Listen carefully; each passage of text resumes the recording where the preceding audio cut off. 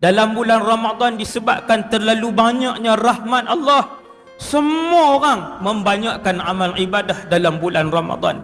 Terlalu banyaknya pengampunan Allah, terlalu merata-ratanya rahmat Allah Subhanahu wa taala. Yang muda, yang tua, yang miskin, yang kaya, yang ada pangkat, yang tak ada pangkat, masing-masing merasa senang untuk melakukan ibadat kepada Allah Subhanahu wa taala.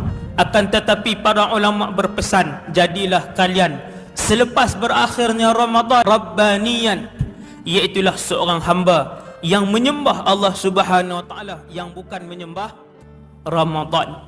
Fa innallaha hayyun la yamut, kerana sesungguhnya Allah itu maha hidup dan tidak akan mati selama-lamanya. Adapun sesiapa yang menyembah Ramadan, apabila berakhirnya Ramadan, dia akan tinggal amal-amal ibadat yang dia lakukan.